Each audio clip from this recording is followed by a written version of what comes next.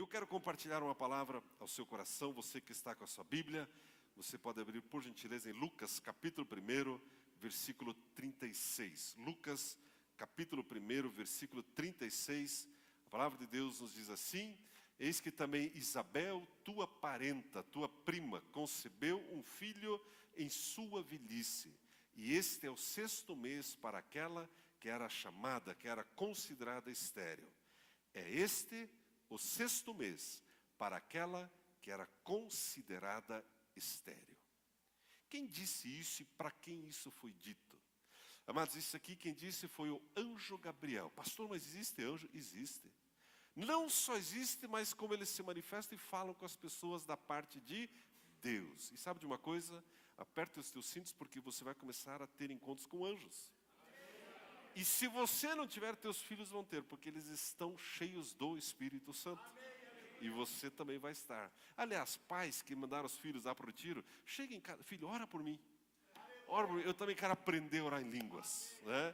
Você precisa ter essas experiências sobrenaturais. Amém, amados?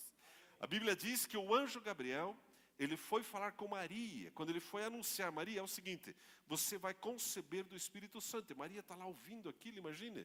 Né? Imagine, como diz a adolescente, que da hora foi aquele momento. O anjo chegou para falar com ela. E é o seguinte: você vai dar à luz um menino, ele vai ser Jesus. E Maria está lá e tal. E aí o anjo diz uma coisa interessante. No meio da conversa: Maria, para você saber que é Deus falando com você, lembra de Isabel, tua prima? Sei. Aquela que era considerada estéril? Sei. Ela já está no 6º mês de gestação. Meus irmãos, eu quero levar você para esse novo nível de fé. Algumas pessoas talvez olhem para você e dizem: você é estéril, você já passou da hora, você não tem mais jeito. Aquela que era chamada estéril agora está no 6º mês de gestação. Não sei se é tudo isso, 6º mês, mas no meu caso é. Né? 6º mês de gestação. E o milagre está para nascer. Olha o que diz a palavra de Deus, meus amados, em Lucas, no capítulo 1, versículo 45. Olha o que diz esse texto. Lucas 1, versículo 45, a Bíblia diz assim: bem-aventurada a que creu que se cumprirão as coisas que o Senhor lhe dissera. Bem-aventurados são aqueles que creem que aquilo que está escrito na Bíblia a seu respeito vão se cumprir. Aumentei um pouco o volume, mas está certo, vai dar certo. Bem-aventurados. Feliz é aquele que crê no que está escrito na Bíblia. Ou você crê só nas circunstâncias e se esconde numa caverna, porque os dias que nós vivemos são dias maus, não é verdade? Você não fica espantado com algumas coisas que a gente vê no Facebook e enfim, todos os meios de comunicação, gente espancando outras pessoas, algumas propostas de leis endemoniadas, pró-aborto, pró-destruição da família, uma coisa arada. Ou você fica assimilando isso e você resolve se esconder numa caverna, ou você decide crer naquilo que Deus falou a seu respeito. Bem-aventurada a que creu que se cumprirão da parte do Senhor as coisas que lhe foram ditas. Sabe de uma coisa? Daqui de cima eu só vejo pessoas bem-aventuradas, que creem que aquilo que Deus prometeu há de se cumprir. A Bíblia diz, meus amados, se você der uma olhadinha em Lucas no capítulo 1, ainda para nós entendermos esse contexto desse anúncio do anjo, a partir do versículo 5 diz assim: existiu no tempo de Herodes, rei da Judéia, um sacerdote chamado Zacarias, da ordem de Abias. Sua mulher era das filhas de Arão e o seu nome era Isabel. Eram ambos justos perante Deus, obedecendo de modo irrepreensível a todos os mandamentos e preceitos do Senhor. Versículo 7. Eles, porém, não tinham filhos, porque Isabel era estéril, sendo ambos avançados em idade. Olha como a Bíblia é um livro honesto. Zacarias e Isabel, duas pessoas, como diz adolescentes, da hora, né? Eles eram assim, irrepreensíveis. A Bíblia diz, está escrito, um super testemunho. Só que eles tinham um problema, eles tinham um opróbrio sobre a vida deles, eles não tinham filhos. E nos dias bíblicos, o não ter filhos era ainda mais vergonhoso, embaraçoso. Irmãos, mesmo você estando na igreja, andando com Jesus, você e eu enfrentamos lutas. Já percebeu isso? Claro. Pastor, é um caminhão de lutas. Já.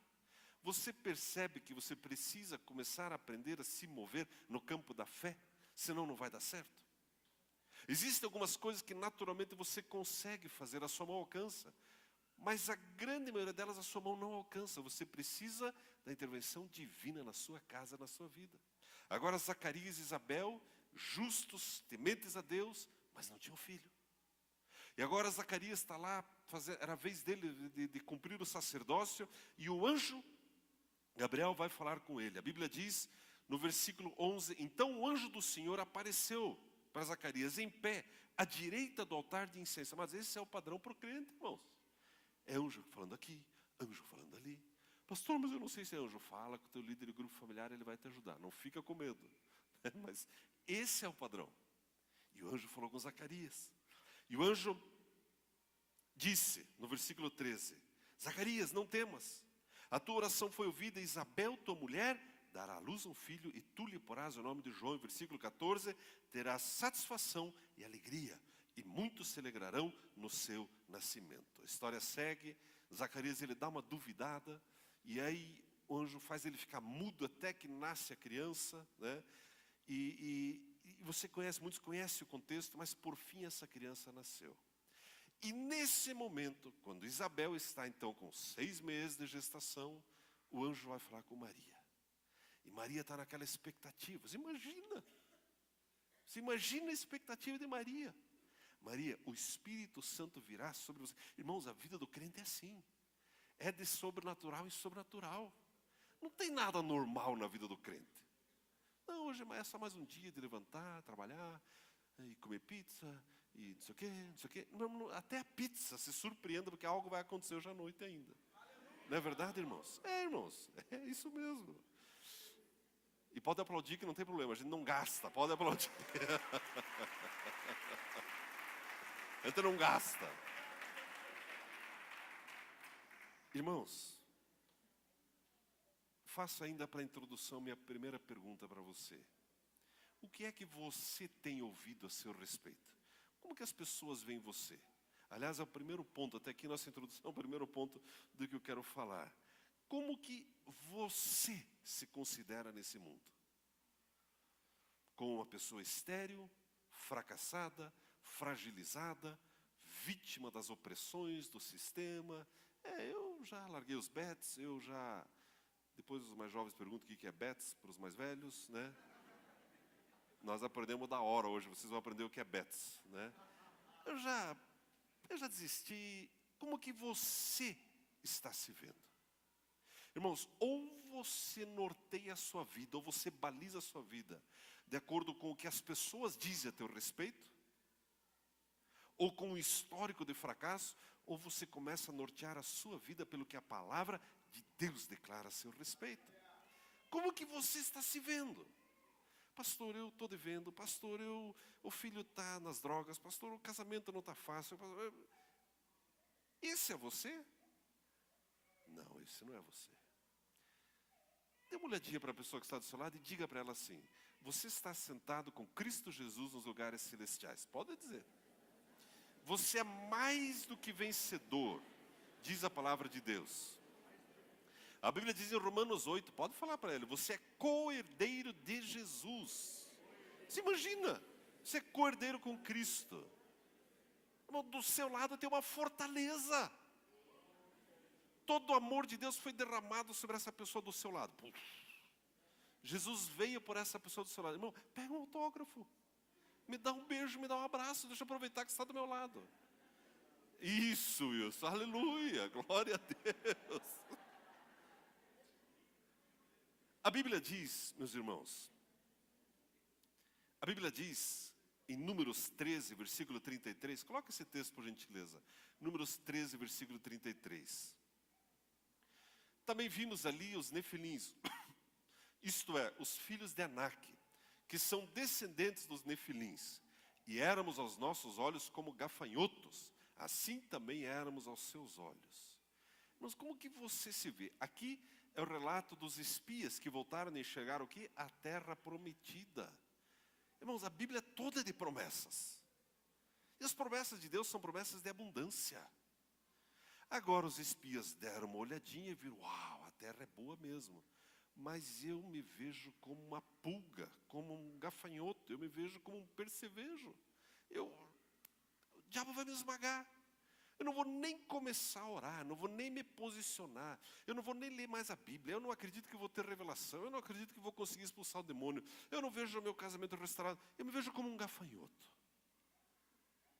Como que você se vê? Como que Isabel se via? Como que Zacarias via a patroa dele, Isabel? Velha, fora de dias, fora de época. Como que você está se vendo? Como que você se considera? Deixa eu mostrar para você como Deus vê você, como Deus considera você. A Bíblia diz em Juízes capítulo 6, versículo 12, Gideão, o Senhor é contigo, homem valente. A Bíblia diz, meus irmãos, maior é o que está em você do que o que está no mundo. Pastor, mas é que o senhor não sabe a minha luta, meus irmãos. A Bíblia diz que nós enfrentamos o mesmo tipo de luta, os nossos irmãos, ao redor do mundo. E maior é o que está em você do que o que está no mundo. O que você e eu precisamos fazer, aprender com o que Maria aprendeu naquele dia. Ouvir a voz de Deus, erguer os olhos e ver as promessas. E não só os problemas, as lutas, os desafios. É interessante, amados, que o anjo diz o quê? Maria, já é o 6º mês. Já é o 6º mês para aquela que era considerada estéril. Meu irmão, minha irmã, comece a se ver por esse prisma. Eu já estou grávido de um milagre. Seja no seu casamento, seja com seus filhos, seja nas suas finanças ou no seu ministério. Já é o 6º mês. Irmãos, é interessante que esse texto fala de algo extraordinário que vai acontecer. Já está sendo gestado. Ainda não veio à luz. E aqui é importante. Uma gestação dura quanto tempo? 9 meses, não é verdade? Tem gestação de 12 meses. Não existe isso, né? Não, estou falando de pessoas, né? Não tem. Sabe o que significa? E a Bíblia diz, vai chegar o tempo de dar à luz. E sabe de uma coisa? O tempo está muito próximo. Quando uma pessoa está gestando, quando uma pessoa está grávida, ela não abre a barriga de tempo e diz, deixa eu dar uma olhadinha, estou grávida mesmo ou não estou? Faz um corte aqui, não, agora corta. Não, irmãos. A pessoa crê e de vez em quando Deus dá sinais. A barriga está pequenininha. Plup, plup, plup, plup, plup, plup, plup, plup, plup. Não é verdade? Plup, plup. Alguns estão grávidos de gêmeos. De repente, mas será que eu estou grávida mesmo por um chutinho lá? Mamãe, eu estou aqui. De repente, né, um enjoozinho, tem um bebê aqui dentro e dá vontade de comer espetinho da Rui Barbosa, meia-noite. Né? Irmão, o que tua esposa queria comer quando estava grávida? Berinjela com cobertura de calda de chocolate e não sei o quê. E você se... É verdade, eu estou grávido.